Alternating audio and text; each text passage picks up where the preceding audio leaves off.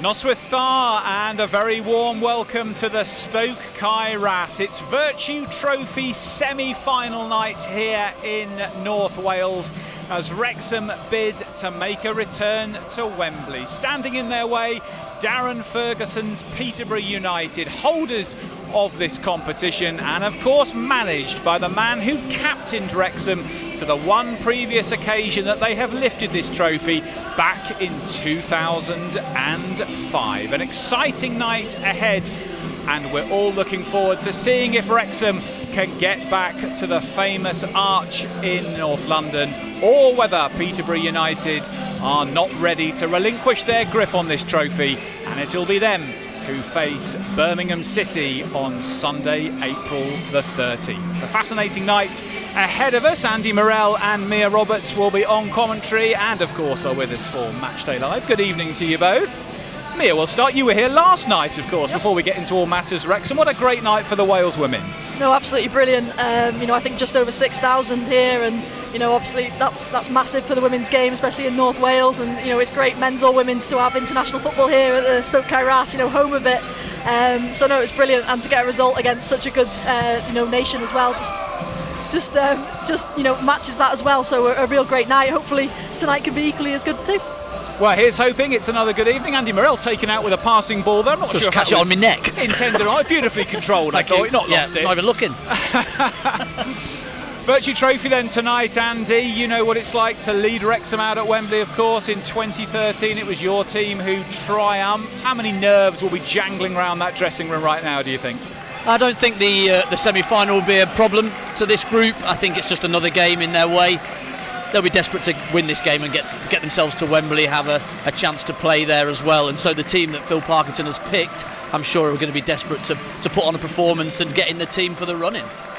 Well, on that cue, let's have a look at the 11 who Parkinson has named for tonight's game, because it's a team which shows 8 changes from the team who played on Saturday. Arthur Okonkwo continues in goal.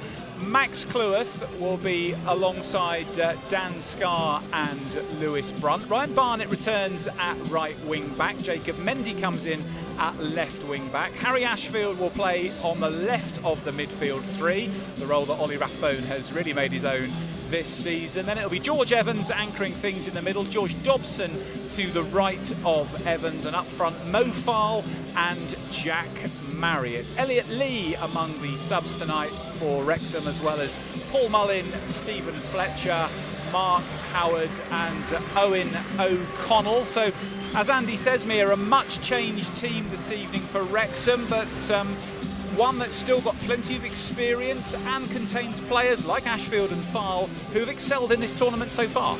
Yeah, and I think I wasn't expecting as many changes as that tonight, but I think that goes to show the the quality and depth. And I think it's really nice of the manager to give these lads who've done well in this competition that opportunity. And I think it's only fair that they get that opportunity. And hopefully the likes of Harry Ashfield, Mo Farl can go out there tonight and hopefully play their way into his thinking going forward if we do get to the final, because I think they've deserved that. They've worked hard in every single game so far in this competition. So I think it's only right that they get the chance to play tonight.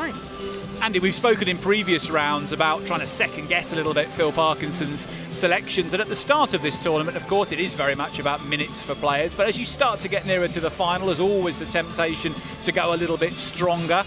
How did you think the calibration fell this evening in terms of looking at that team against what perhaps you might have expected? Well, I tried to pick one last night and couldn't, failed miserably. Were you anywhere near that 11? No, not really. I've probably about 5 or 6 of those in there. But he's got such a plethora of talent in there that he could pick really strong or go. And I think, exactly like Mia said, I think it shows a trust to these players that have got them to this point. That no, it's yours to go and win if you want to. And he's shored up the back a little bit with a few of the regulars out of the first team from Saturday, and Brunt obviously put into that mould as well. And Dan Scarr is quality players going in, but they've done well in this tournament, so they deserve a chance to get us to Wembley. And then I would have thought he'll go with similar if we got there as well. So a reminder of that Wrexham team then: Okonkwo in goal, back three of Cleworth, Scarr and Brunt, midfield 5, Barnett, Dobson, Evans, Ashfield and Mendy, front 2, Mo Farl and Jack Marriott. A few minutes ago we had the chance to catch up with Phil Parkinson and get his thoughts ahead of the big game. Phil, back in action at the Stoke Kairas and one step from Wembley tonight. What are your thoughts looking ahead to the semi-final? Yeah, obviously worked hard to get to this stage of the competition. Had some good performances along the way, Bolton, Port Vale in particular, the last two games, and yeah, looking forward to a continuation of that, and obviously carrying on from our victory at Mansfield on Sunday.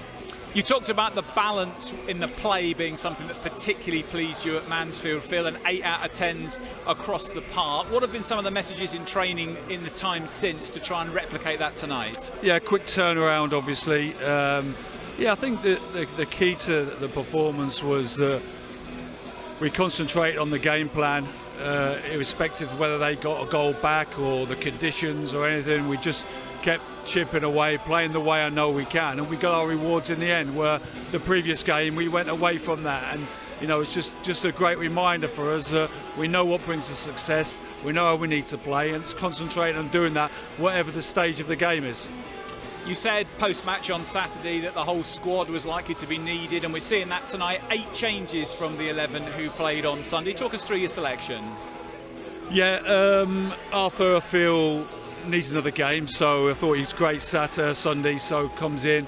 Maxi, obviously Scary and Bruntley, which is a back three has played together before. Barney didn't start Saturday, so I feel his freshness there.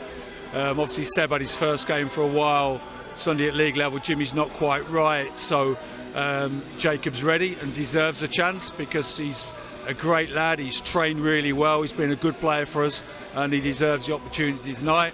Obviously George Evans comes in. I think he's done really well in the last 2 games. Obviously picked up a slight injury in the last one, which has kept him out of the league squad. Dobbo obviously played at the weekend, stays in the team. Harry Ash, played brilliant at Port Vale.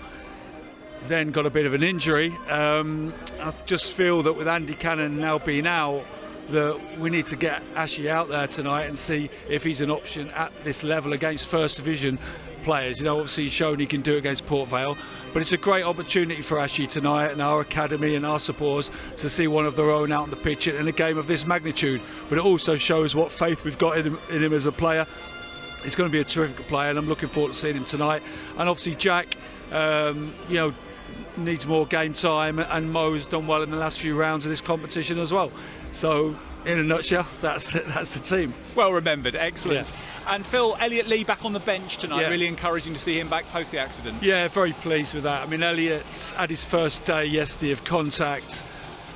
We were thinking of leaving him till the weekend, but he was determined to be involved, and when Elliot's got that real buzz about him, you can sense it, and I felt it was a good opportunity to get him some minutes tonight if we can. 2 wins in the 2 league games against Peterborough so far this season. Does that play a part tonight? Yeah, I mean, they kind of away from home, they played 4-2-3-1. Here they switched to a 3 at the back. I saw them at Huddersfield Saturday. They've stuck to a back 4 tonight. Just a couple of changes. They played well at Huddersfield, played out from the back, built their attacks well. Obviously, it's got the threat of the pace in behind, which we've got to be wary of. But equally, they can be open as well, out of possession. And we've got to look to get control of the football in the middle of the pitch with George Evans and see if we can dictate the game. But obviously, they're a decent side and the holders of this tournament, of this trophy, sorry. So it's going to be a really competitive game. But listen, it's one we're really excited for. Next step is Wembley. Here's hoping. All the best, Phil. We look forward to seeing you post-match. Thank you. Cheers. Wrexham manager Phil Parkinson looking forward to tonight's game and rolling the dice a little with 8 changes from the team who won at Mansfield on Sunday. Darren Ferguson, the Peterborough manager, will also be joining us shortly on Matchday Live. He's elected to make just 2 alterations from his team who won at Huddersfield at the weekend. Mia, I think Harry Ashfield is one that stands out for me, getting a chance again tonight. He excelled in left side of the midfield, and I think that's something that could be really exciting. He's a different kind of player. I think he's brave, really good technically, and will work hard. Sort of reminds me of Ollie Rathbone in that area sometimes on the pitch, just in terms of energy, and obviously being a Wrexham lad as well. I think you won't find many more in that squad who will fight for that badge more than him, so I think he could be a real asset to this team going forward over the next few weeks, and he'll be right up for it tonight. I think one of my highlights of the season so far was just his celebration at Port Vale, never mind the goal itself. So I'm really excited for him, and hopefully he can do himself justice tonight again. and really make a statement. And hopefully, like Phil says, he's got that opportunity now. He's got to take it with both hands. What story that could be, Mia, a player born and brought up within a stone's throw of the ground, who we've only seen in Vertu Trophy games so far this season. If he does start to get game time in the League One run-in, it could yet be one cameo to remember. Absolutely, and he'll be dreaming of that, and he's now just it's his opportunity now to make that dream a reality, and I think he's good enough to do that. It's just making sure, we talk about it so often in football, that sometimes it looks like things aren't going to go your way, and then something will drop, and you've just got to make sure you're up for it and you're ready. And I think tonight he's got to show that he's ready to make that step, and hopefully he can do that. Another young player getting his chance tonight, Andy Mofal, Steve Fletcher and Paul Mullin on the bench, but Mo gets his chance to start. What do you think his trajectory might be from here to the end of the season? Yeah, it's been a difficult one because he's come with a big price tag, hasn't he? And so a lot of us expected at the start of the season, but it seems that he's going to be a slow burner, if you like, in this team. And these Vertu Trophy games are a chance for him to play, and that's why I'm so pleased he's got another opportunity to do it. It could be very easy to go to your trusted ones in Fletcher or Rodriguez. I've just stuck with him and said, no, this is where you're going to get your minutes at the moment. You're training with the boys at the moment, and this is where you've got a chance to go and flourish. And he's sort of taken it. He's showed patches, hasn't he? And my criticism of him is he doesn't get in the box enough, but he did that at Port Vale and he got his goal off the back of it. And so I'd say go out and do the same again. He's got tricks, and I think we're still trying to find out what type of a player he is. Is he a big one that we play off, or is he a tricky one? Because he's got fantastic feet for a big man, the old cliche. So I think we're already learning a little bit more about him, and whether he's got a big part to play in the rest of the season, I'm not so sure, but he's certainly got a future ahead of him if he can get his head down, train, learn off Jay Rodriguez, Sam Smith, these types, Ollie Palmer, learn off them, and then make his game even better when he does get these opportunities. Well, Mofal will get his chance tonight. Up front, Jack Marriott will be alongside him. Marriott, of course, still working his way back to an extent post that injury, although he has had minutes in the League One campaign. Well, of course, the subplot tonight is that Wrexham are coming up against a team led by the man who captained them to glory in this competition in 2005. Son of legendary manager Sir Alex Ferguson, Darren Ferguson has established his managerial credentials in some detail over the last 15 years or so. And a few minutes ago, Andy Morrell had the chance to catch up with his former teammate. Hi Daz, thanks very much for coming on and your 2 minutes worth just before the game. Good to see you. Yeah, and just seeing you here just brings back memories of 02-03 here the season, of promotion. You captained us to orchestrated stuff in the middle of the park, and probably catapulted my career, I suppose, up into the championship off your assists. And that's kind of you. Yeah. That's kind of you. And when you're walking out of the tunnel here, any memories that come to mind? Yeah, great. Listen, great memories. Good club. I mean, I came back in January. I hadn't been back for years. Yeah. And obviously the club's completely changed from the time we were here. But it's a club of day at my heart. Was here for a long time. Yeah. And I've always looked for the results. Obviously, that they had a big dip, but now they're back to where really I want them to be. And one of those days was the final in this competition away. What were your memories of that day? Yeah, it was a good day. It was tough, wasn't it, at that time, the club? Yeah, we'd gone into administration, hadn't we? I think we'd lost 10 points and we were in a relegation fight. But that kind of was a little bit of a catalyst, the cup run. I remember it. We played Southend. It was at the Millennium because Wembley was getting done. We managed to get 2 goals in extra time, so it was a great day. Yeah, good memories. Yeah. And this competition has been good for you too, as well. It's been kind. A couple of manager wins as well in Peterborough. What are your memories of those two? Both slightly different. I mean, obviously last year was the most recent one. Yes. And it was a really good day out. We deserved to win the game against Wickham. We actually played very well on the day. And the one, I think it was 10 years previous to that, we beat Chesterfield. Look, you go to Wembley, you got to win it. I didn't like the game. We didn't play well. I didn't enjoy it, but I enjoyed the win, if you know what I mean. Yeah. So they were slightly different, but the main thing was we won both. So yeah, we're trying to get there for a third time, obviously, and win it again. And so the importance of this game tonight, with Shrewsbury on the weekend ahead with your league form, how much importance do you put on this game? Well, it's the next game, and I don't think you can underestimate the chance of getting to Wembley. I think my players, the league we're in, there's only 2 opportunities, either through the playoffs or through this tournament, to play at Wembley. So I don't think you can underestimate that. Look, for me, I mean, a lot will be made of the game on Saturday. It's a bigger game. Yeah. But throughout the season we play Sunday, Tuesday all the time. Wednesday, Saturday's no different. And we've had an extra day's rest at Wrexham because they obviously played on Sunday. So I've gone as strong as I can. Obviously the subs will play a big part as well.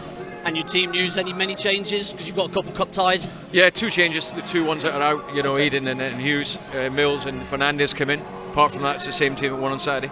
Brilliant. Daz, thanks very much for your time. No, good to see you, mate. All the best, mate. Cheers, Andy. Cheers. Peterborough manager Darren Ferguson catching up with our very own Andy Morell a few minutes ago. Andy, nice to see your old mucker, Darren. Yeah, he's a top man, you know, first and foremost around this footballing greatness, I suppose. A brilliant footballer. He's done fantastically well as manager, you know, been back to Peterborough a few times but done really well. This trophy's sort of his, isn't it? You know, with the amount of times he's won it, and if he wins it twice again, as a manager, once as a player, that's some record. Yeah, and so I was just asking him there about it, and his team this year struggled in the league. They were really close last year to getting out in the playoffs but didn't quite manage it, and they went really young in the summer. In their recruitment, and he just says, I was saying he needed Darren Ferguson in centre midfield just to orchestrate a little bit, and he sort of nodded and went away with it. So yeah, he'll be just desperate, I think, to get to the end of the season, stay in this league. If they can win this game and get to Wembley, that'd be an icing on the cake. But if he can stay in the league, he said that their team would be certainly better for it. Mia, psychologically for Ferguson tonight, he's seen his team beaten twice by Wrexham in the league this season, not scored in either game. How much of that do you think will be additional motivation for him, particularly coming back here to try and put one over his old club? Yeah, it will be, of course, but I think, you know, that game that we won that we won here was narrow. You know, I think they did very well that day. I was very impressed with them, and they didn't look like a side that was struggling down the bottom. And, you know, I think first of all as well, he'll be saying to his players, listen, league form goes out the window in games like these. It absolutely doesn't really mean too much. You know, you can sort of get away with anything. And, you know, I watched a bit of them against Huddersfield, and you would have thought Huddersfield were in the relegation scrap and these were fighting for playoffs. So I expect a real tough battle tonight. And, you know, Darren's a top manager, like Andy says, so he'll know what to put out tonight to try and cause Wrexham some issues. And interesting, Mia, his team selection, because just 2 changes from the team who won at Huddersfield on Saturday, and he clearly felt that they could have won by more against a team who are challenging away from home, and the 2 changes he's had to make are enforced ones with loanees who are cup tied. So it looks like he's really going for this. Yeah, and whatever he might say. I know, yeah, there was some mind games, I think, in the press in the week, in the build-up, obviously saying, you know, the Shrewsbury game is more important, which I agree, I think it definitely is. But then off that, he kind of suggested there'd be multiple changes and not the ones, you know, just enforced by cup ties. So yeah, I wasn't too surprised to see that tonight. But no, I think this is massive for Peterborough tonight. It could be a real sort of glistening light at the end of a real tough season for them. So they'll be right up for this, and obviously winners of it last season as well. So they've got some lads in there who know that feeling of going to Wembley and winning it. They'll want to replicate that. Yeah, Peterborough United beating Wycombe Wanderers to win this trophy a year ago. Well, Wrexham were on their travels in the Midlands on the weekend just past. It was a Sunday trip in some fairly unpleasant conditions, but Phil Parkinson's men got the job done against Mansfield Town. Here's a recap of how it went. But now here's Rathbone turning adroitly, helping it on quickly. First chance for Evan, take on Bowery, good ball to Rathbone, plays it in the goal mouth, keeper misses it, and it's an own goal! Wrexham score after 1 minute and 57 seconds.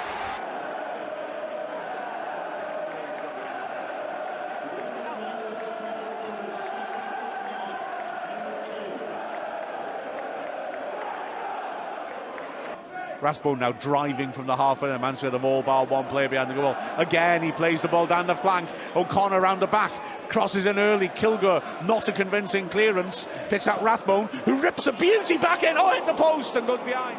Anyway, Duracell Bunny. Other batteries are available. Yes, but none are as good. Long ball forward, Smith's on a chase and he knocks it out of Flinter's hands. No foul given. Smith pulls it back. Rodriguez cleared off the line.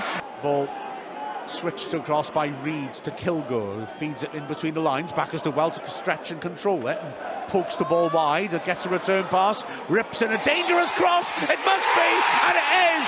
Mansfield equalise, and well, that Rodriguez miss looks even worse. Great work between the lines by Backers. He ripped it in, and McDonald's has scored at both ends then.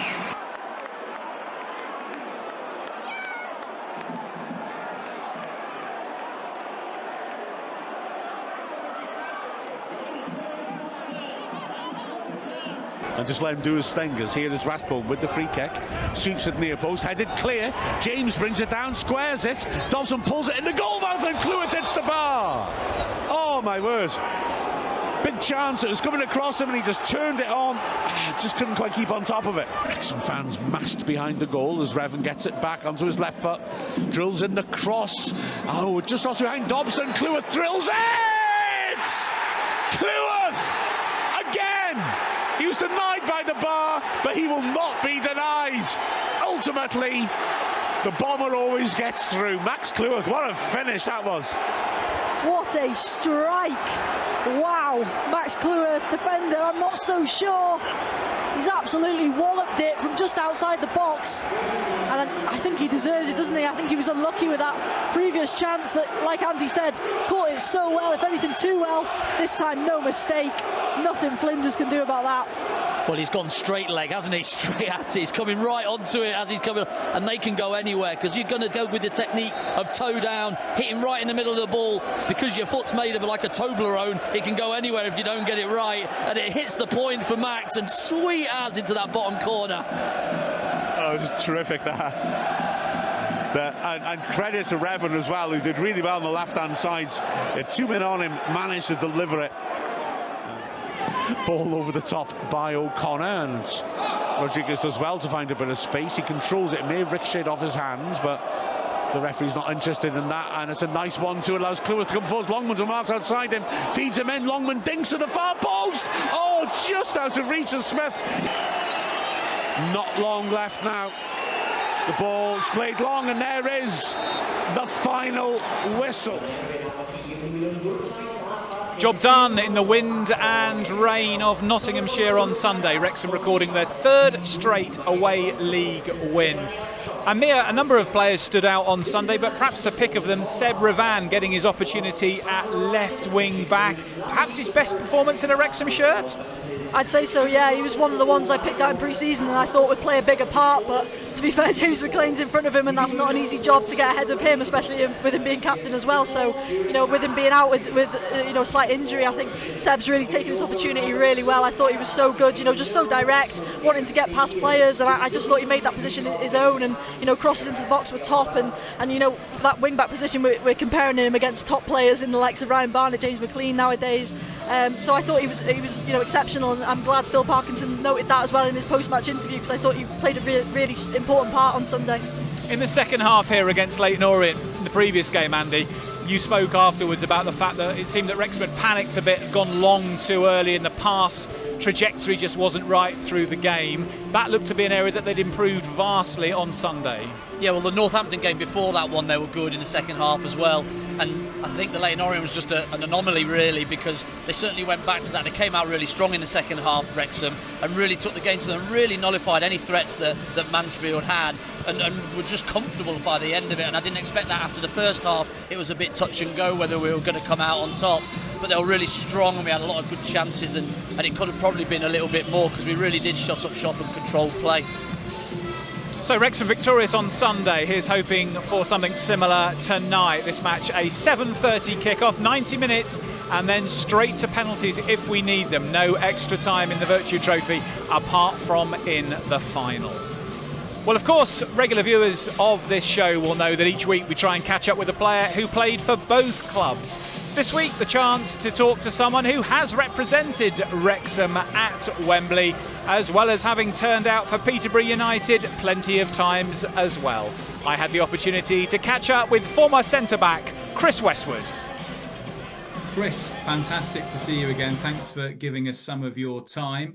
Can see you're in your Liverpool top. You've obviously had a good afternoon watching their latest win and take another step closer to the Premier League. What are you up to nowadays?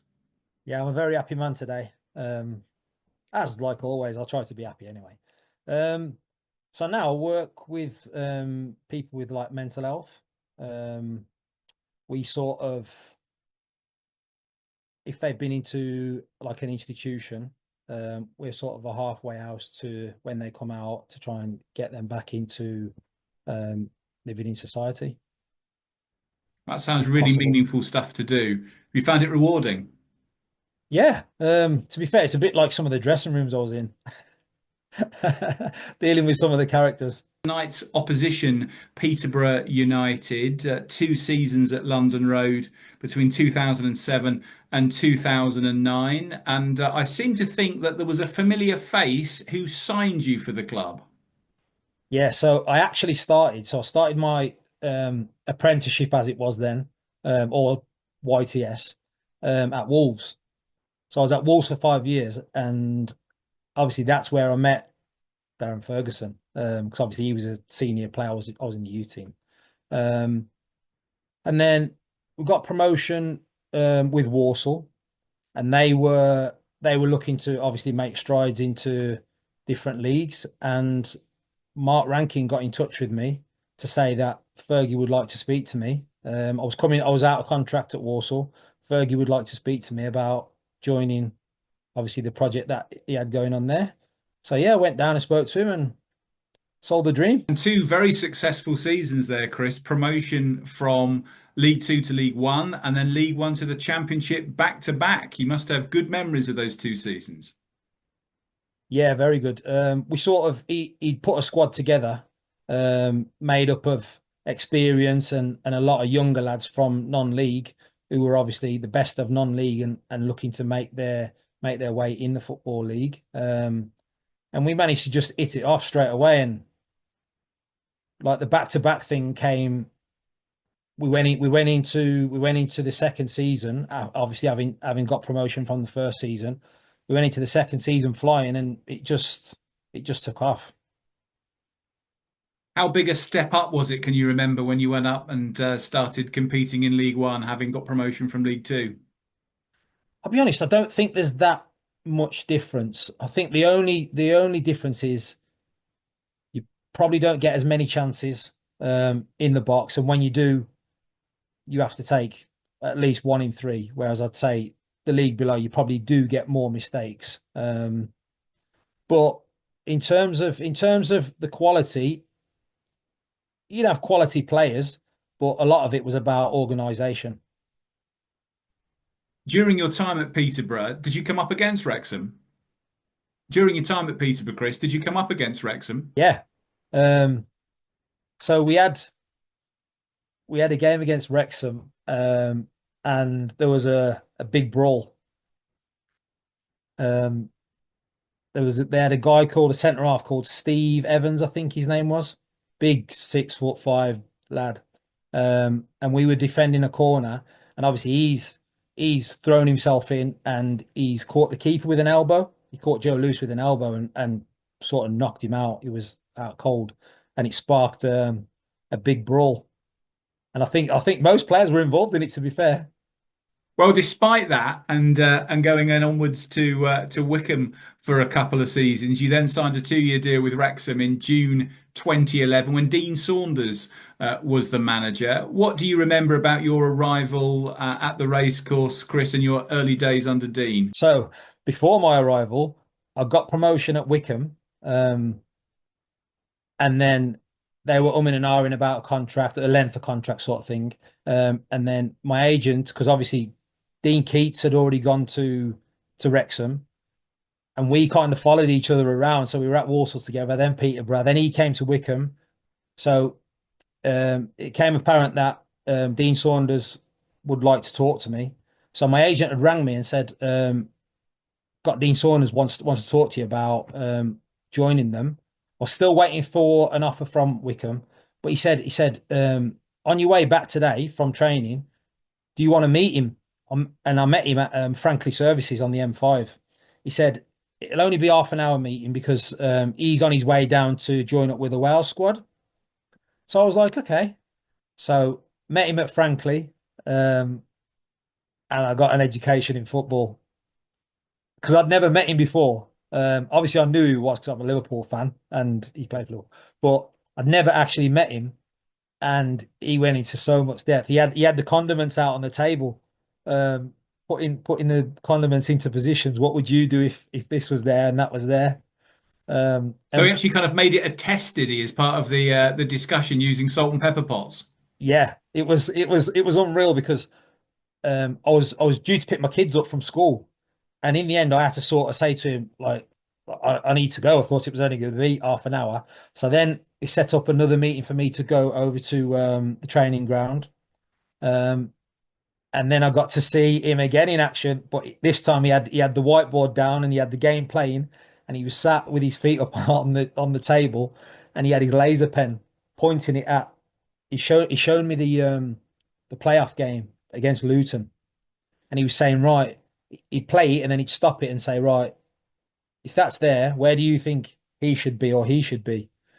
And I was a bit like, didn't really want to say because obviously, but it was an education. And since then, Chris, I know you've made a number of trips back to the Stoke Kairas, including over the last few years. What have been your reflections on seeing the trajectory of the club in the last few seasons? Oh, it's flying. I think having the investment that they've had, but also spending it wisely, also bringing in the right players and creating the right vibe around the club, phenomenal.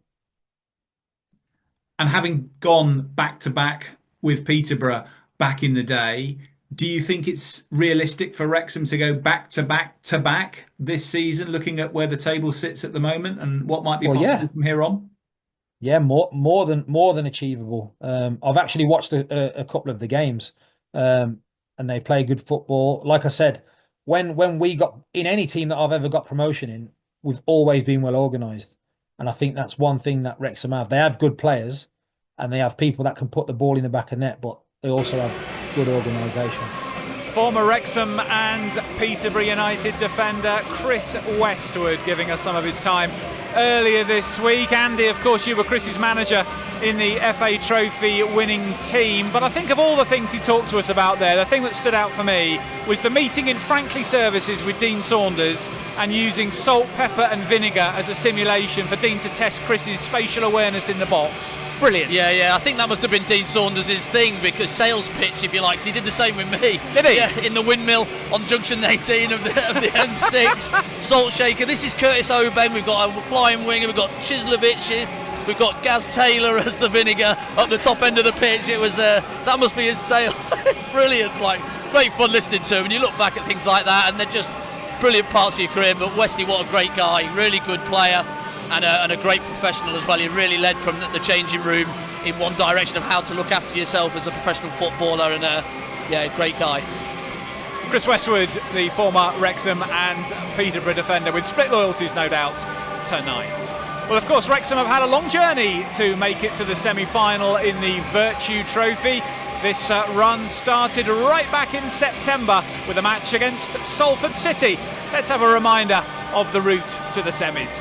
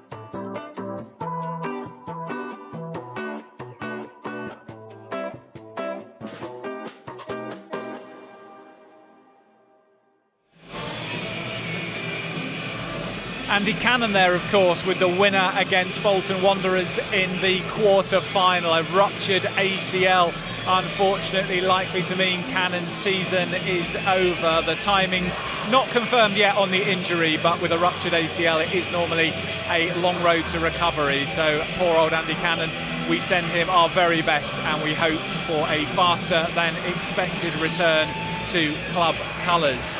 Cannon, of course, then, Mia, the star in the quarter-final. But if we look back across the run, it's been one of building momentum for Wrexham as they've moved through the rounds. Yeah, I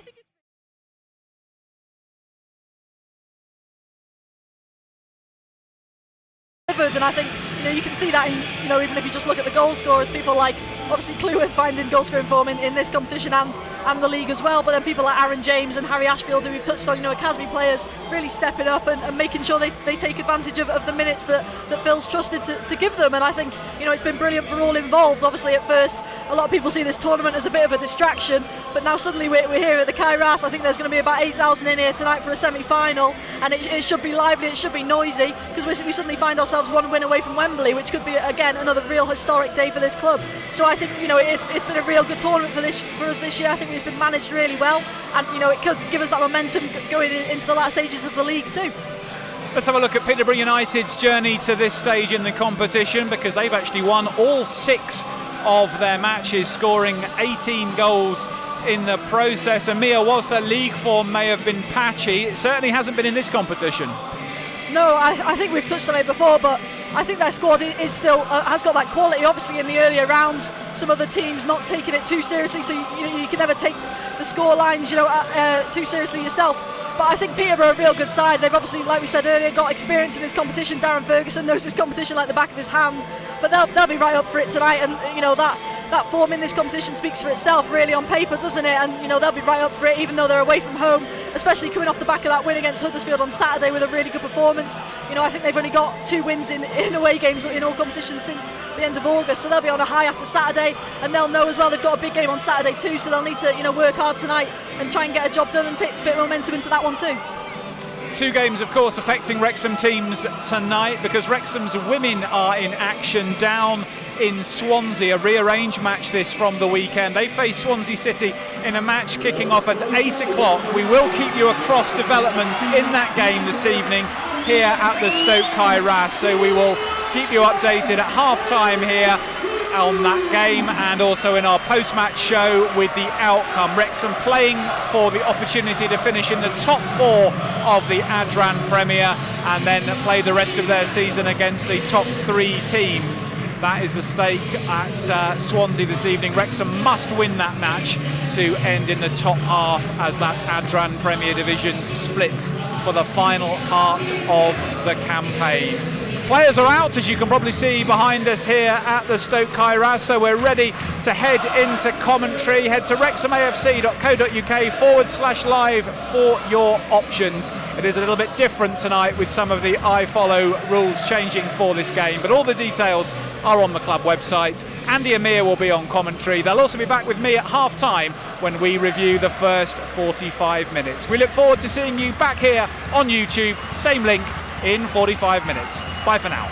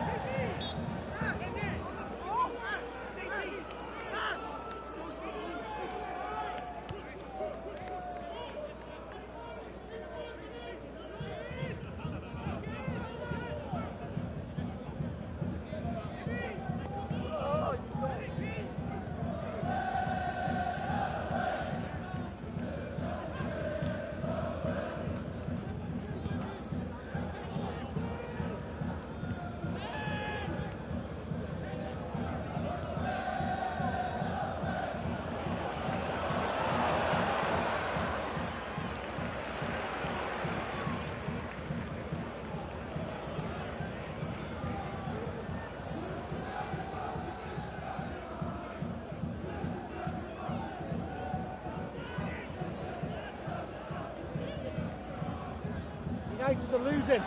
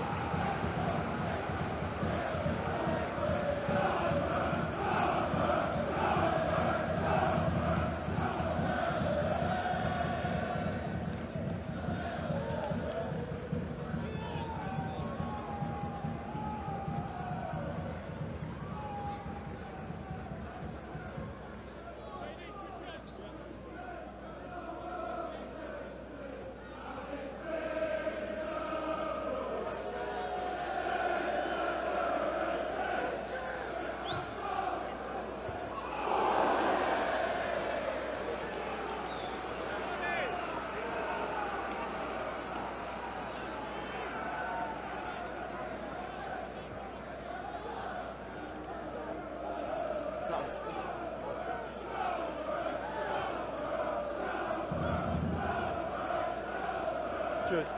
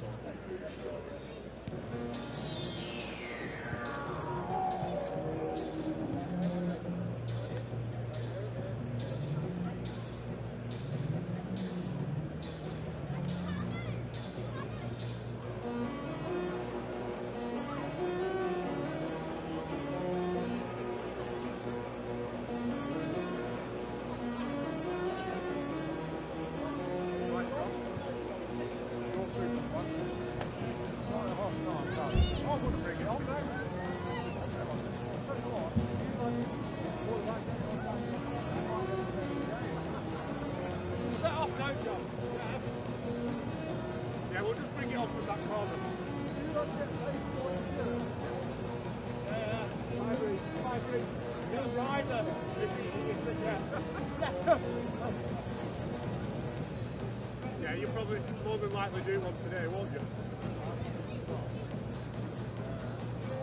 Yeah.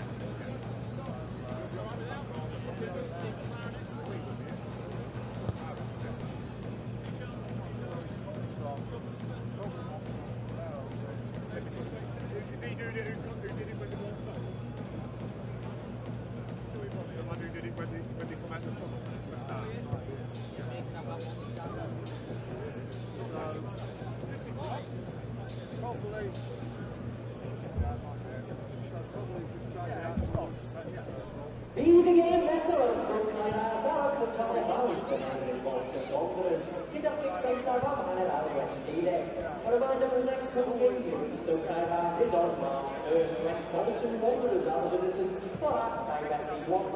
Which will kick off at 12:30 p.m. That's 12:30 p.m. Wrexham AFC women will be next at home on Sunday, March 2nd, with the full fixture details to be confirmed. It's like a new one. It's like brand new.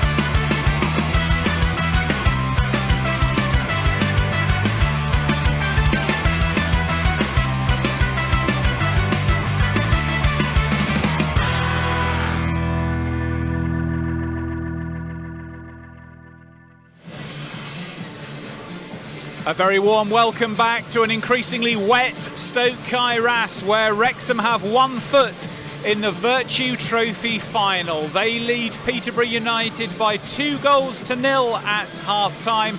Mo Farl and George Dobson with his first goal for the club on the score sheet for Phil Parkinson's side. In truth, the 2 Wrexham goals have come from the 2 chances that they created. Farl getting on the end of an excellent long ball from Max Cleworth in the 34th minute to lift the ball over Jed Steer for the opener. Then Ricky J. Jones was denied by Arthur Okonkwo at his near post a minute later as Peterborough pressed for immediate parity. But 3 minutes after that, Jacob Mendy drilled a 38th minute cross across the box. The ball was laid back to Dobson, and the former Charlton Athletic man rifled it home for his first for the club and Wrexham's second of the night. In truth, it's been a game of relatively few chances and not much to choose between the teams. The big difference has been Wrexham's ability to clinically finish the 2 opportunities that they have clearly created. Andy Morrell and Mia Roberts have been on commentary with Mark Griffiths over on iFollow. Andy, how did you see the opening 45? Well, I'm not really sure how we're ahead 2-0 really, because OK, we've defended OK, but Peterborough have had the majority of the game, majority of the play. They've looked more threatening, but just that final third that they've not really got that sharpness. They're not ruthless enough to take the opportunities, and then one long ball straight down the middle, and Mo Farl finishes it brilliantly over the keeper. But Darren Ferguson must be ripping his hair out, because they've dominated the first half in possession-wise. OK, they haven't looked really threatening, but to be going in 2-0, he'll be wondering how that's happened. Mia, have you seen it? Yeah, pretty much the same. I think, fair play to Wrexham. I think we've been very clinical, and Mo Farl, great finish, and then obviously George Dobson's not too much of a difficult one, but completely what Andy says. I think for Darren Ferguson, he must be watching that thinking, what else am I supposed to do really, because it's just, again, it shows a real weakness of defence and a real lack of experience at the back, and that is why they are where they are in the league, sadly. But yeah, from Wrexham's point of view, I think we could get more of a hold on this game. But now with a 2-goal advantage, we're in a real good position going into the second half. Let's have a look at the half-time stats then, and Andy, I'll let you talk through these because you made the point about possession, and it's right there on the top of the stats. Yeah, well, we know that we're happy without the ball at home, and we can play in that mid-block. We've just not really had any intensity about the play. The game was a little bit dead, a bit testimonial for the first half an hour, and I felt that nobody really was played in behind, like a Jack Marriott or a Mo Farl, to go and show a bit of intent in behind, running behind, put them on the back foot a little bit. And then the first time we do, Mo Farl, in he goes, he wrestles them well and with his arms, big, strong, and then he flicks the ball over the goal. It's a goal, and then we've done it 2 or 3 times since, and we've looked dangerous when we turn them around, and we've got to do that 2 minutes in, 3 minutes in. I thought we were very, very safe in our possession and always playing backwards, not that killer ball forwards, and give them a go.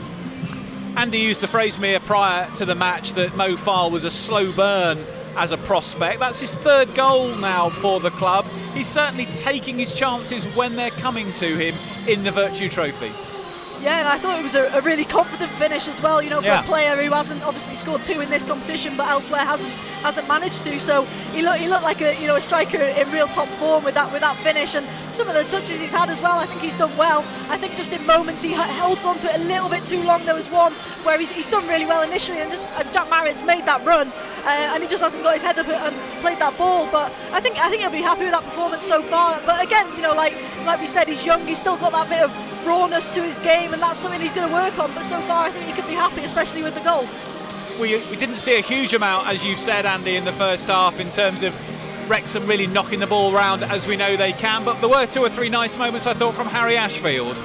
Yeah, he had a couple of really nice touches in the middle of the pitch there, and you can see he's got a real little bit of class about him. Yeah. Again, I felt that he was just happy to give his possession to Dobson, just next to him, rather than, no, let's miss him out, let's be a bit more positive with my pass, something that will come with confidence, obviously, and playing.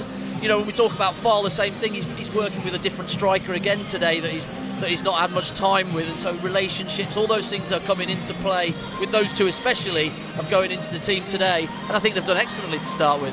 How do you think Jack Marriott's gone in the opening 45, Mia?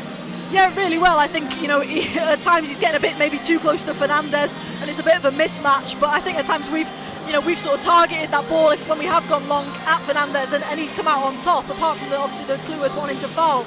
But no, Jack Marriott's making some really good runs. We've just got to make sure we're brave, and that's something you expect from the likes of George Evans, George Dobson, to make those, breaking the lines with them passes and try and find the feet of Jack Marriott, because he's doing the runs. We've just got to make sure we're finding him.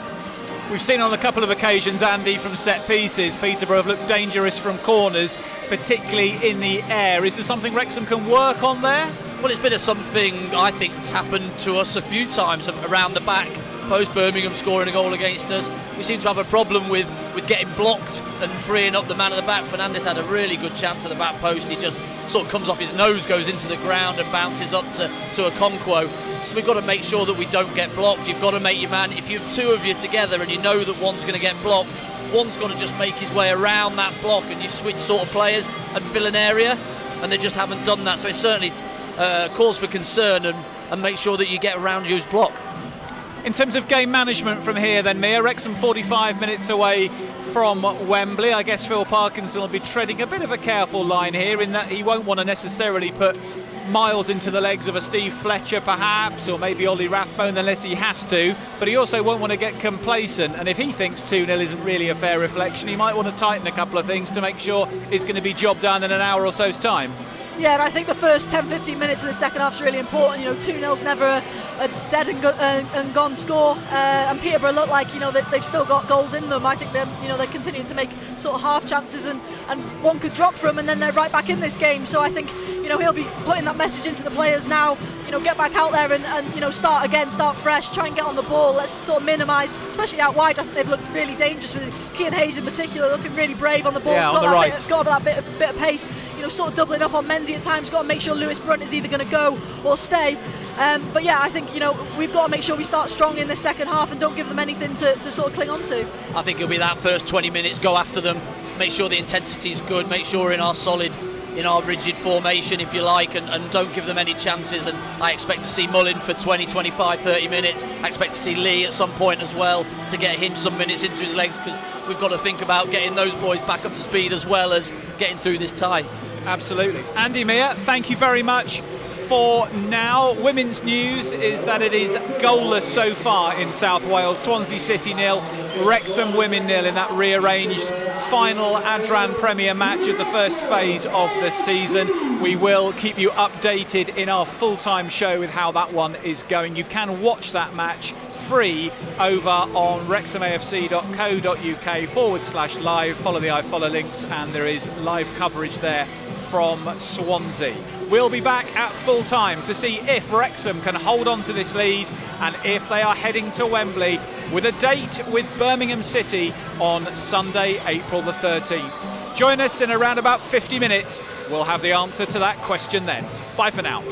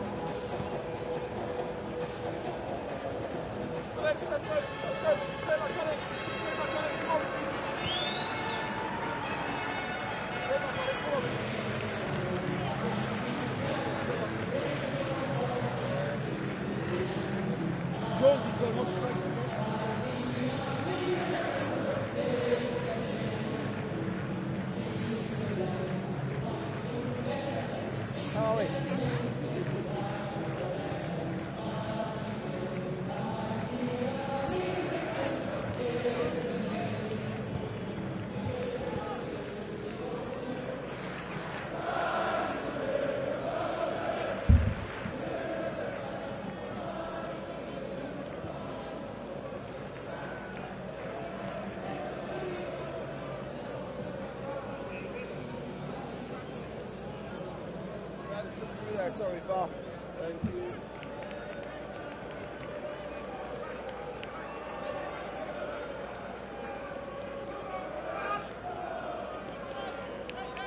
Thanks up the field, leading the field, number 17, with James Jones.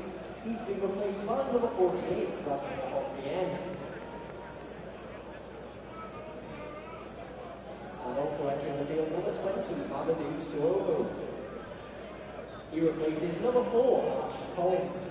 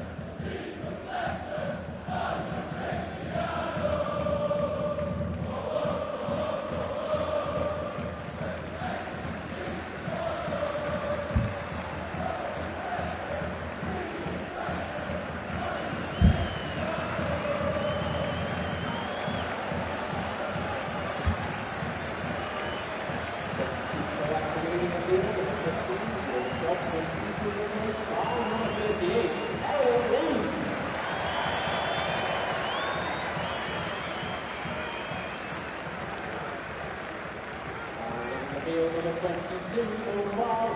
Celebrated by number 26, Stephen Fletcher.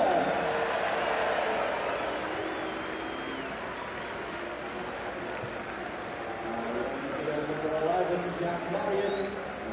Celebrated by number 10, Super Paul.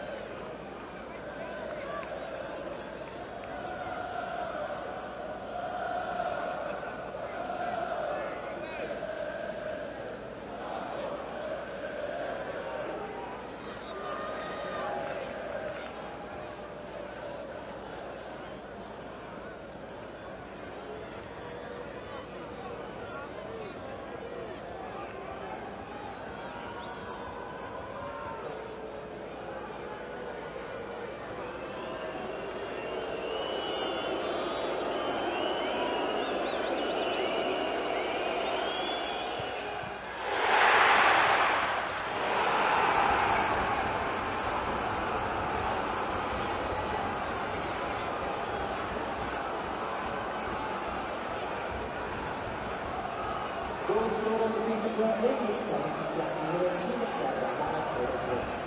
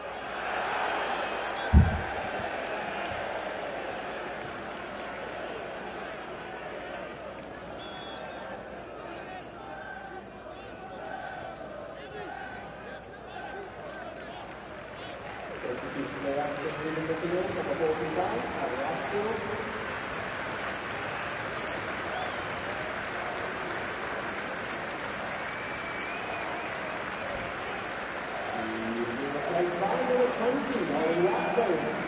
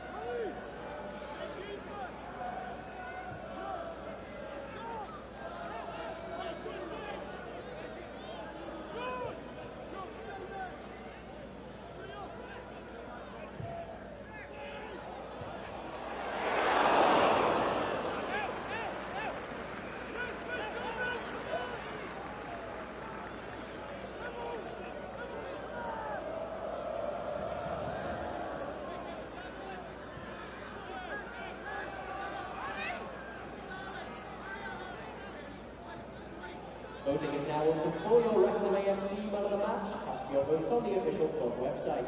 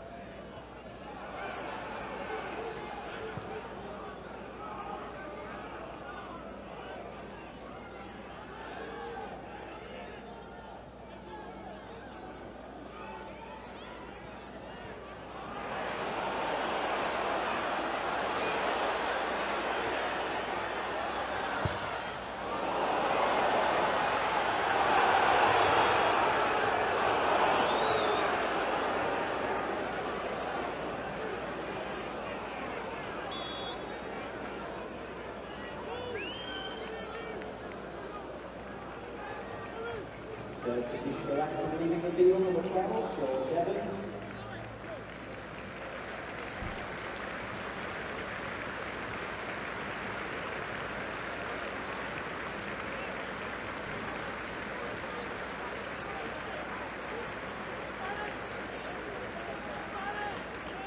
He's being replaced by number 5, Oliver Connell.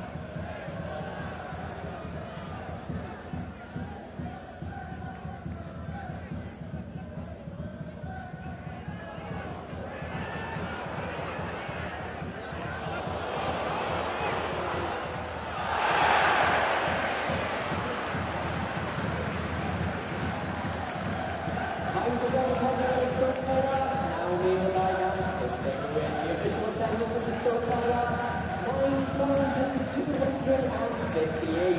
Our grateful thanks to the 375 away fans. We do hope you have a safe journey home.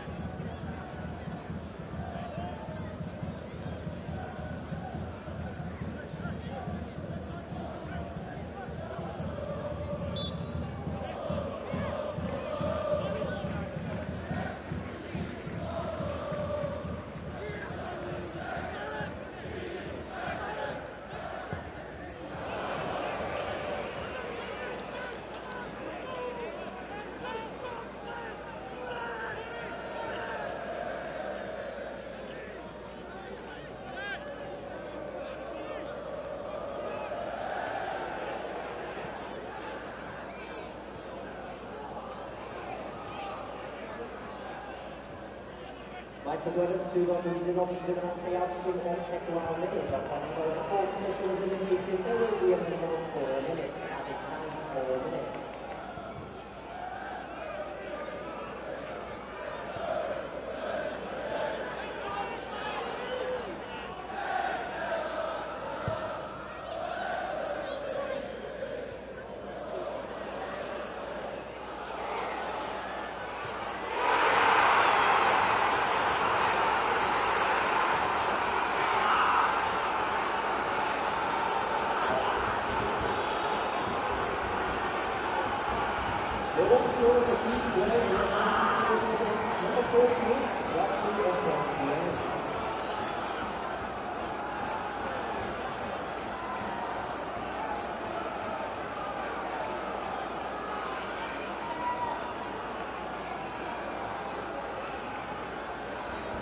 Should the match go into a draw, the result will be decided by way of penalties.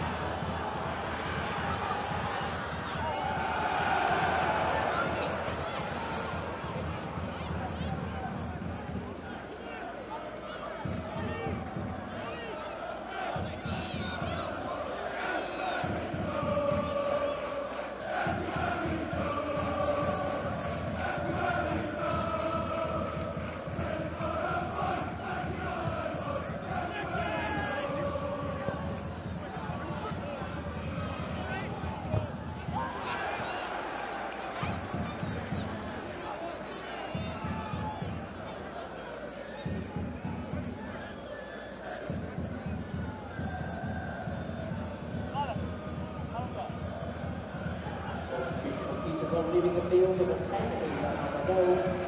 Tuesday will play from number 8, Ryan Haviland.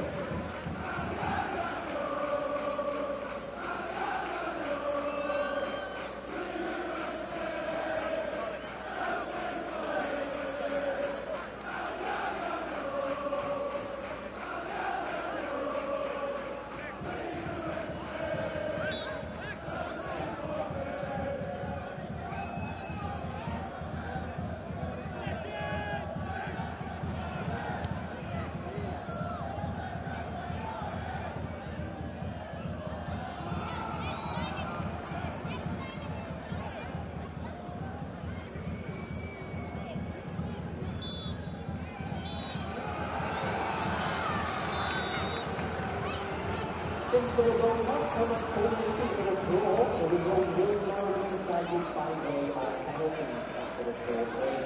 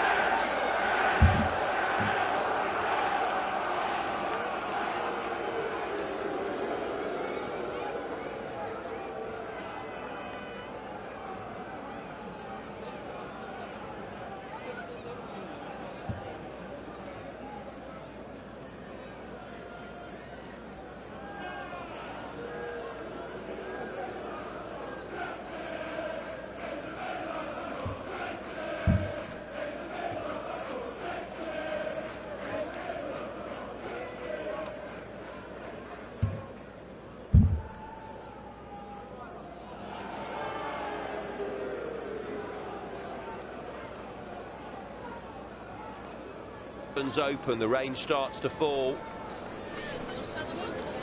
and it fell just too heavily to cause the lurking, loitering with scoring intent was Ava Suckley. But here comes Swansea now, and they've levelled things up. What a response that is from the Swans. It's driven in, and Macy Miller, the number 7.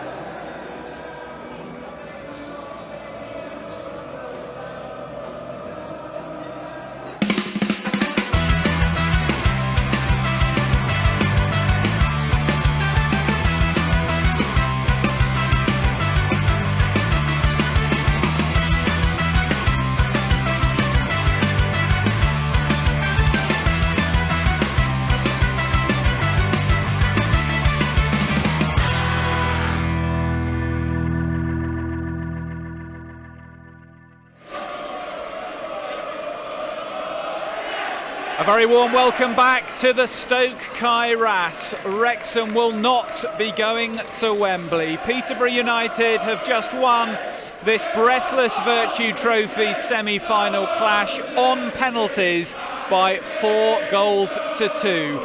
It finished 2-2 after 90 minutes. Wrexham had led by 2-0 at half-time thanks to strikes from Mo Fal and George Dobson. But Darren Ferguson, back at the club he led to this title in 2005, was not to be denied. Malik Mothersill hit home a rebound from his penalty, which had been saved by Arthur Okonkwo in the 71st minute to give the Posh hope.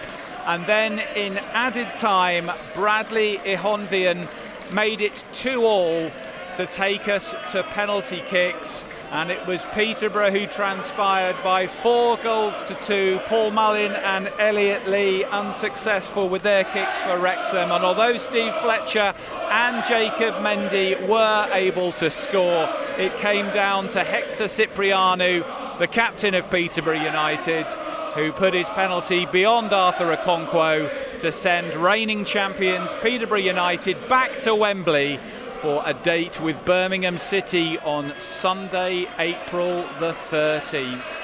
Mia Roberts, Andy Morell. Mia, I'll start with you first. Sum that one up for us. Maybe don't. Yeah, just a bit taken aback, to be honest. I don't think we had a foothold in that game I can't think of a moment we did, really. I thought, listen, first of all, full credit to Peterborough. I think they put on a real good performance tonight. From minute one, I think even came in at half time, I think Darren Ferguson would have been quite happy. Obviously disappointed defensively with the goals conceded, but they looked dangerous every time they went forward. And you've got to say, what resilience, to come out in that second half, keep going for it, have the faith in themselves that even though they're struggling in the league, to come out and do that against the side away from home. Yeah. Like I said earlier on, only won 2 games away from home since August, and to do that, I know they've won, in 90 minutes. But still, like I said, just taken aback, and full credit for them fans as well. I think 300 odd of them travelling down tonight. Sound like 3,000 at the moment, don't they? You can see how much it means to them. You've got to say they deserve it. Particularly in that second half, I don't think we caused much of a threat. Didn't get on the ball. Just very disappointing. Being at home as well. I think just it feels like a massive opportunity wasted. Andy?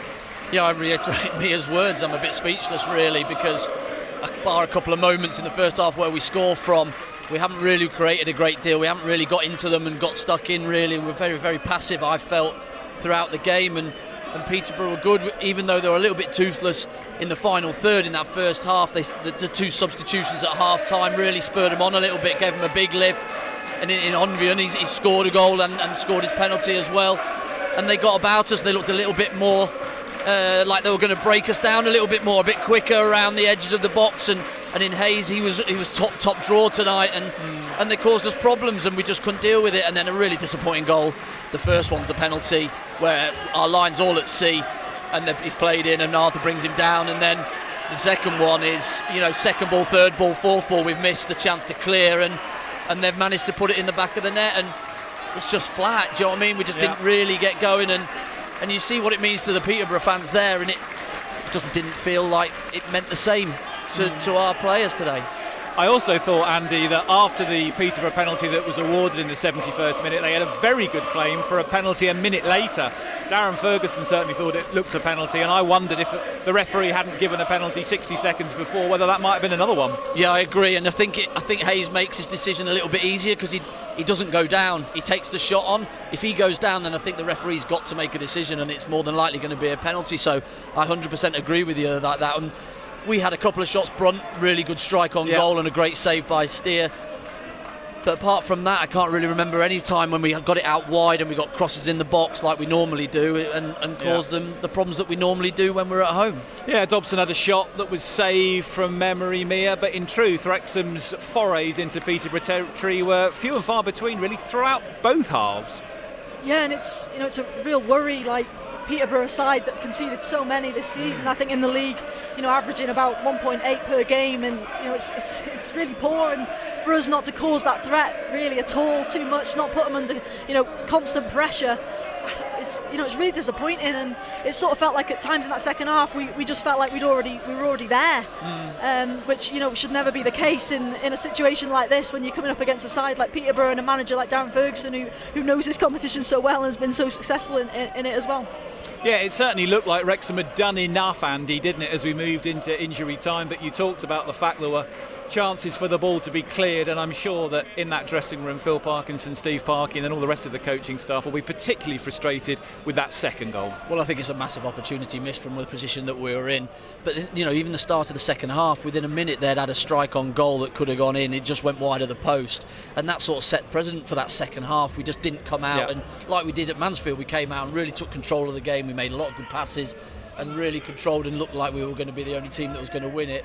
But it was the opposite today. Here we just didn't have that same control, and we always looked like if they managed to find a little pass or two in that final third that we were going to be in trouble, and that's how it's turned out. And again, it's at home as well, and it feels like since turn of the new year, the sort of performances have switched. In terms of away from home, I feel like we've become a bit more dominant, and at home we've sort of got into ourselves a little bit and allowed teams to come onto us a lot more, and we fall under so much more pressure, and it just sort of feels like it's not going to come. And it's odd, really, to describe and figure out. Yeah, this place was impenetrable a few weeks ago, and now we're looking a little bit more vulnerable. So Wrexham are not going to be going to Wembley on April the 13th. There is a chance, of course, that the Red Dragons might yet appear under that famous arch in a playoff final at the end of May. But of course, the mission will primarily be to try and chase down that second automatic promotion spot. So no opportunity for the hordes of red to make their way down the motorway in mid-April. It'll be an all-blue affair at Wembley for Birmingham against Peterborough. Now, an eye across the Wrexham women's game tonight. Wrexham women need to win this game to finish in the top 4 of the Adran Premier and go into the top half for the final round of games this season. That match is currently 2-2 after 88 minutes. Wrexham need to win this game against Swansea City. Ava Suckley giving Wrexham the lead before Miller equalised. Abby Iddenden then restoring Wrexham's lead 5 minutes before half-time, before a goal from Hosford in the 54th minute brought matters back to parity. Let's have a look now at how those goals have gone in South Wales. Open, the rain starts to fall, and it fell just too heavily to cause the initial postponement. But what have Wrexham got up their sleeves here from this set piece? Throw in taken short for Iddenden, who gets it back. Iddenden on the volley, good block, and it'll fall here now, and the shot is hit low. It's saved initially, and then it's in on the rebound. Ava Suckley sucks it up. Excellent reaction, and Wrexham have the advantage just past the half hour in this crucial game. Are they set for the top 4 to end phase 1? They're looking to leapfrog Swansea in the standings, and they're on course to do just that. The initial shot was repelled well by the keeper. Wrexham were asking the questions. It was driven in by Lily Jones. The save was made, but there was Suckley, who scored a penalty in the 5-0 win last time out. This time from open play. She was ready, willing and able. Lily Jones played her part, and lurking, loitering with scoring intent was Ava Suckley. But here comes Swansea now, and they've levelled things up. What a response that is from the Swans. It's driven in, and Macy Miller, the number 7 in 7th heaven. The pendulum swings back towards the Swans, and as things stand, they would go into phase 2 in the top 4. Miller, the recent signing, came off the bench for a debut in the cup game. This is a very different experience. The corner came in, it fell for her, and she to collect it. Bit of a grass cutter, that one. Craven hits it away. Forward now for Iddenden, pursuing this one. She's going to get there. Excellent pace from Iddenden. Can she get the shot away? She can! And Wrexham are back in front. Abby Iddenden take a bow. She got the better of Miller. Was cool, classy and clinical. She can't stop scoring. Brace Bagger in the 5-0 rout in the cup. At it again. The former Stoke player, Iddenden, in the right place at the right time, inside right channel, set herself a lovely touch that, into the box, drew the keeper Haynes, who got a touch.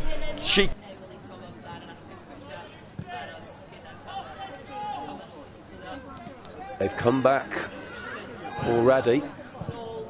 In comes the searching cross, it's a good one, and it's her again.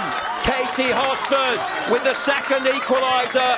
She scored several times against Wrexham in the past, and it's the captain who comes up trumps. And they've shown real bounce back ability and character in this contest of the home side. And it swings again, and now Swansea are back in the position of fourth that they crave. Hosford provides the inspiration. It was an excellent ball swung in from the right wing, clipped to perfection, and Hosford judged the trajectory of it and steered the header calmly and clinically past Liz. The goals so far then in South Wales, Swansea 2, Wrexham 2 as you left us, and we had a chance to see the goals tonight. I'm pleased to say that Wrexham have just scored in that women's match in Swansea. We are into added time. We think there are 3 minutes to be played. Wrexham now leading Swansea City by 3 goals to 2. It's 4 minutes of added time, and we think 1 minute of those 4 still remain to be played. So we will confirm that result shortly. It's been a tough night here for the Wrexham men's team, but it looks, Mia Roberts, like the women's team, who looked out of it really for all money a few weeks ago in terms of a top 4 finish. If they can hold on for a minute, are going to finish the season in the top half. Yeah, brilliant. Full credit to them. I really hope they do, because they've put in some really good performances so far this season, and particularly early on, the results didn't show for that, and they were quite unlucky at times. So really pleased that, well, hopefully they can get over the line on this one and make tonight a little less sour. Yeah, it's going to lift the evening, Andy, isn't it, if the women can get the job done there? Well, looks like Karen Allen's got the goal. When you've just said it there, it's certainly lifted our mood here, hasn't it, than what we've seen here today, unfortunately. Yeah, I mean, look, it's a cup tie, which of course Wrexham wanted to win. Of course they wanted to get to Wembley and being this close. I'm sure there'll be a lot of disappointment in the dressing room, but it is that old maxim, isn't it? If you're out all the cup competitions, you can concentrate on the league, Andy. And do you think that'll be of some solace, or is it too early to be thinking like that? Yeah, I think so. I think he's so frustrated about the way that it's gone tonight. If you get beat 3-0 by a team and you've put out a second string, if you like, then you just take it, and that's what could happen when you do that with your team. But we're 2-0 up, we're 20 minutes from time, and basically on the bus there, aren't we? Yeah, we're basically looking at booking a hotel, tickets and all that, and then you just switched off and taken the hit for doing that, and it's a bit unprofessional, but more importantly just naive for me. We've got good players out on the pitch as well by the end of the game, and we just haven't really created anything of any note, of any substance. We haven't had, like Mia says, any control over the game at all in the 90 minutes, and we're happy in our mid-block to a certain extent, but we're always going to add pressure to us by that, and at some point it might crack, and it did do today. Yeah, because I think not only did we not create anything, we didn't kill the game either. There wasn't that sort of time management. There was a few opportunities where we've had it further forward, and you're sort of thinking, I think Elliot Lee had one, didn't he, where he sort of got caught in two minds. I think you said on comms, gone to play that ball in the box and hasn't got away with that, but then also looked like he could have just taken it to the corner, just killed a few minutes. And obviously it's easy for us to say up there watching it, and obviously watching it back as well, we'll say the same. But again, it's just a frustrating one. It feels like, like Andy says, it was touching distance and we've just let it slide. An opportunity missed for Wrexham's men's team. Let's have a look though at the goal that looks like it may have created an opportunity for the women's team, because this is an opportunity that has been taken by Karen Allen for Wrexham women. Let's have a look at that third goal in South Wales. This match in its dying embers now. Places the ball oh so carefully here, does Cara Jones. Final minute of the 90. Wrexham need a goal into the near post. It'll break now for Lovett. Good save. Surely it's in. Yes, Wrexham have scored in the last minute. Karen Allen, take a bow. What a moment for her. And that should get the Red Dragons into the top 4 for the second phase. Last ditch drama. In it comes. From the excellent Cara Jones. Lovett played her part, the save from Haynes, but there was Allen. showing a striker's instinct, reacting first to the loose ball. In it went, 5-goal thriller. And Wrexham look like they're getting the better of the Swans again. It's been an exhilarating. Karen Allen's goal good enough to give Wrexham a 3-2 win at Swansea City tonight. What a fantastic achievement for Steve Dale's side, who, as Mia was saying, struggled in the early weeks of the season. Even a few games ago, it looked almost a mathematical miracle would be required for Wrexham to finish fourth. But they've absolutely done that. They will go into the second phase of the Adran Premier season with the opportunity to compete with Cardiff and with TNS and with Britain Ferry for the opportunity to finish as high as they can in those 4 positions. They've also got a Welsh Cup semi-final with Pontypridd United to look forward to as well. What a fantastic achievement, particularly with a depleted side having to make that long journey down today in that rearranged match with Swansea City. Phase 2 will start this weekend, and Wrexham AFC will confirm who the women's team are playing and details of that match as soon as possible. But congratulations to the Wrexham women. They will finish at worst 4th in the Adran Premier this season, potentially better. A significant achievement.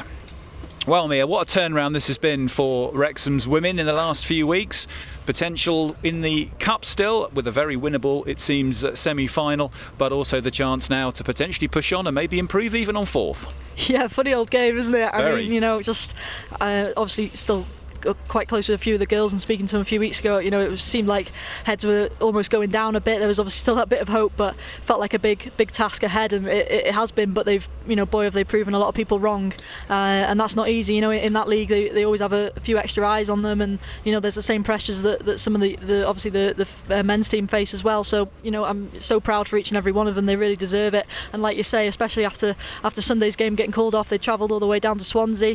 Obviously, a lot of them, well, most of them working part-time jobs or studying as well alongside us playing football. So you know, for them to take that time out, you know, to travel down again to Swansea tonight, it's not easy. Not many, you know, give up their time to do that. And you know, they've obviously shown their quality against a real strong Swansea side tonight, and yeah, I'm so proud of them. They seem to have hit form at the right time, haven't they? Right at the end of the season, they've come good, and that belief you can see in the clips there, that they just keep going till the very end, and they feel that 5-0 last week against Swansea, that's really given them a big boost, hasn't it? And they can go and do that and beat them, and maybe last year that might not have been the mindset that they had.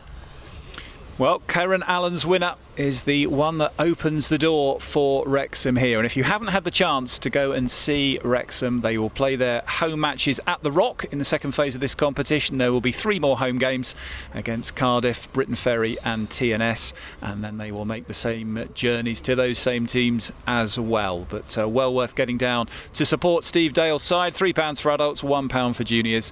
Really good value. So get yourselves down to a game if you've not yet had the chance to see the Wrexham women's team, and there's also of course a cup semi-final to be confirmed at a later date, so keep an eye across all the Wrexham AFC social media channels for the details as they emerge. Back here, if you're just joining us on Matchday Live, well, sadly Wrexham will not be making their way to Wembley in mid-April, because reigning champions Peterborough United are going to have the opportunity to head back under that famous arch. Darren Ferguson just has a way in this competition, doesn't he? He's twice won it as a manager of Peterborough United. He's going to be 90 minutes away from making that 3 times, and of course the Wrexham captain when the Red Dragons were triumphant in Cardiff in 2005. I just wonder whether that extra little bit of belief, Andy, kind of came through in part tonight. Even at 2-0 down at half-time, he was prepared to make a couple of bold changes, even though he might have looked at that first half and thought, we've not really done too much wrong here. But he went bold at half-time, and that belief that you're going to find a way, they did. Yeah, but he was encouraging his team still at 2-0 when they did go behind, because he knew that they were in control of the game. Whether they weren't creating at the very end of it, but they were getting into good positions to do that, and it just was a matter of time really if they could, and they did in that second half. The changes, like we said, made a big difference to them. I think they were a bit more direct. They could play in and then do their stuff a little bit higher up the pitch, and that gave them an outlet, and they went and did it. And like I said, the first minute of the second half, they put their their marker down with a shot on the edge of the box, and then they were relentless with the possession after that, and asking questions and knocking on the door. And we were okay in our defence, but then they breached it, and then it's backs to the wall, and then last minute they changed it around a little bit. Fernandez up top, played it a little bit longer for probably their first long ball they've got, and a couple of missed first ball, second balls, and it's in the back of our net. Andy, thank you for now. Phil is with us. Phil Parkinson, Wrexham manager, kindly popping in to join us on Matchday Live. Phil, commiserations on a tough evening. How do you sum that one up? Comfortable in the game, really. Made the changes. A lot of changes tonight, but I thought the lads who started did well. 2-0 up, never really felt threatened. They've a team who have a lot of possession in their own back third. Obviously they've got some dangerous players, but we've thrown away a chance to go to Wembley tonight with 2 really poor goals. Conceded particularly the second one. All we've got to do is head the ball out the box, deal with it, and we're at Wembley. Is that the biggest frustration for you, Phil, the manner by which the goals were conceded? Yeah, definitely. It's concentration levels, see the game through, which we've done many times. And it was a very basic moment, really, which has cost us. Win the first header. If you don't, make sure we win the second one or the third one, and we don't, and the ball ends up at the back of our net, and obviously the penalties is a lottery. Yeah, you mentioned the penalties is a lottery, Phil. Had you had much chance to do much prep in the penalties this week? Obviously yesterday we practiced penalties, we always do. We've done it before every round of this competition.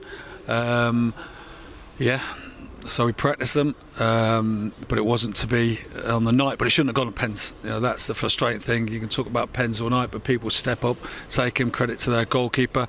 But we really shouldn't have got the game shouldn't have ended up at penalties. You mentioned that you didn't feel threatened that often in the game. Were you therefore content with the performance aside from the goals?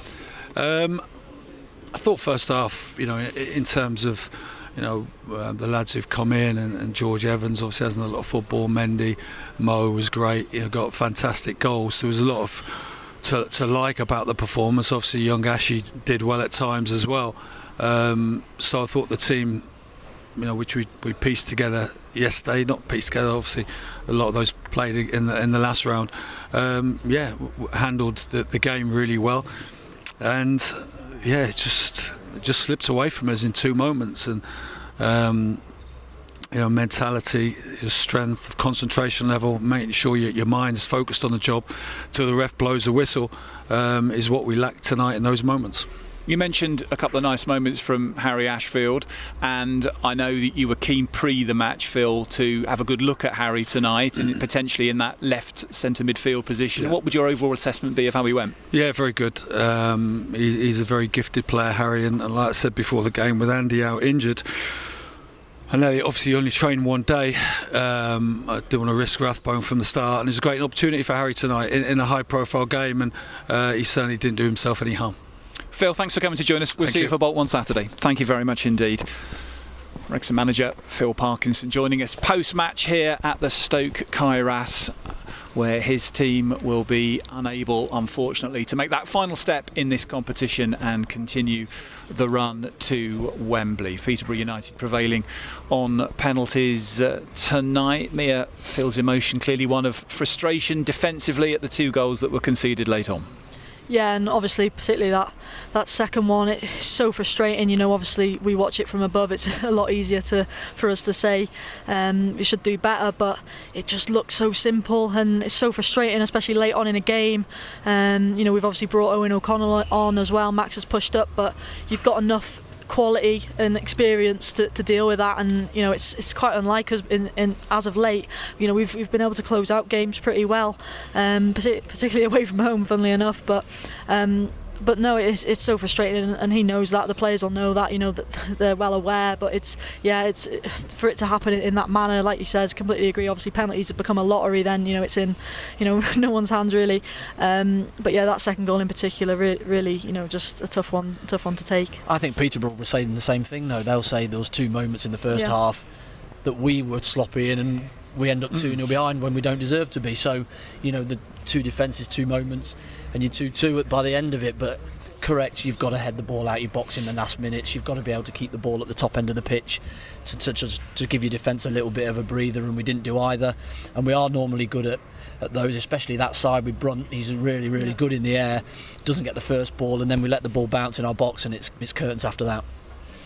So the Vertu Trophy title challenge comes to a halt, but of course the league campaign remains the main modus operandi for Wrexham this season. We have got the chance to remind ourselves now of the league table as Wrexham recommence their challenge this Saturday. It will be a 12:30 kickoff against the very much in form Bolton Wanderers team, who we saw in the Vertu Trophy previous round here, and Bolton come here with a great win against Leyton Orient to their credit last time out. You can see Bolton Wanderers there in 8th place with 4 wins from their last 5 games. Gave Wrexham a real game in the Vertu Trophy quarter-final here. Wrexham, as you can see, 3rd place, 3 points behind Wycombe Wanderers, who travel to Birmingham City on Saturday, Mia. So if Wrexham can chalk up a win here against Bolton Wanderers, and if the game at St Andrews does go to form,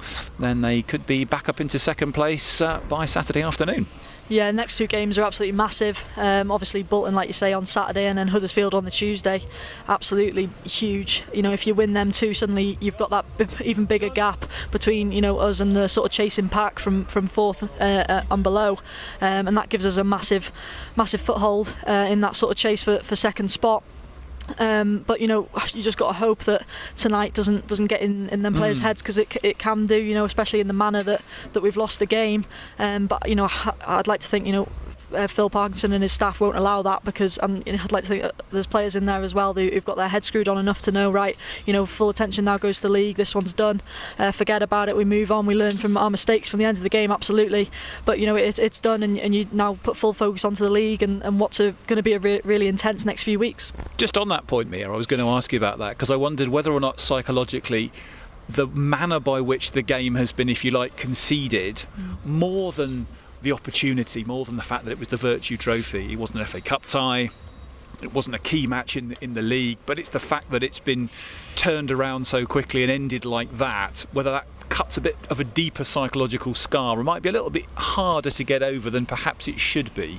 No, it definitely does, and I think, you know, that comes from the sort of feeling around that we had at half time, and even going into later in that game, where you sort of feel like you're almost there, and you never should, obviously, in football, because anything can change at any moment, especially, you know, at 2-0, they call it, you know, the most sort of difficult score to keep a hold of.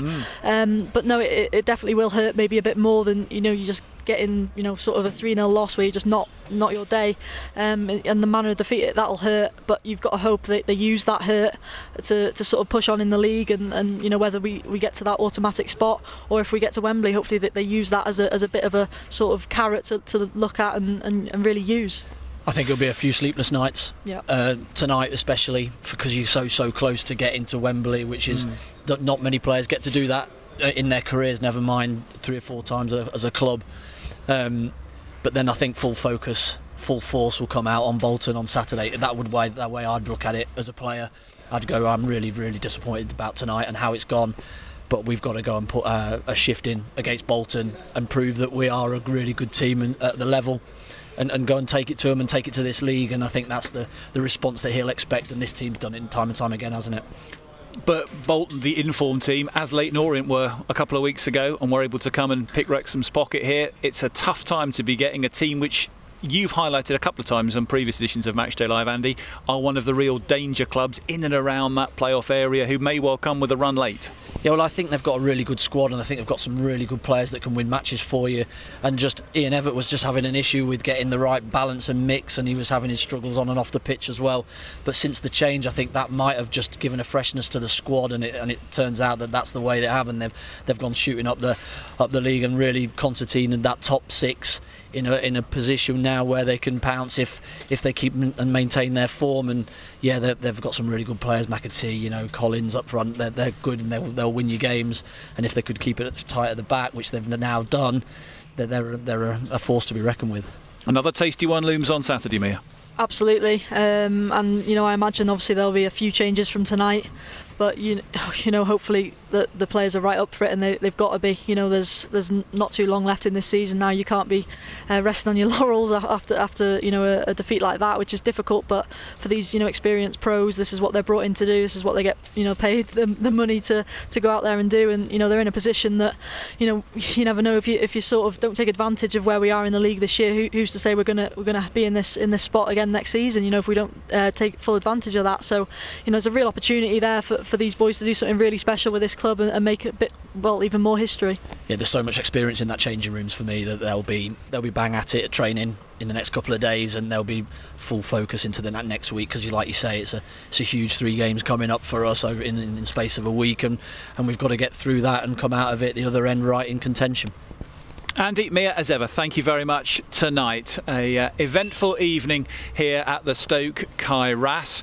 We'll see you on Saturday lunchtime, where we'll do it all again.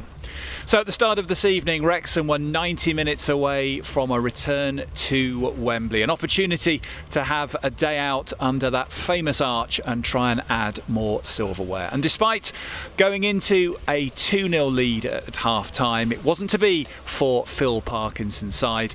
Ultimately, this evening, they paid the penalty. From all of us on Matchday Live, thanks very much for joining us. Diolch yn wylio, and we'll see you on Saturday. Good night.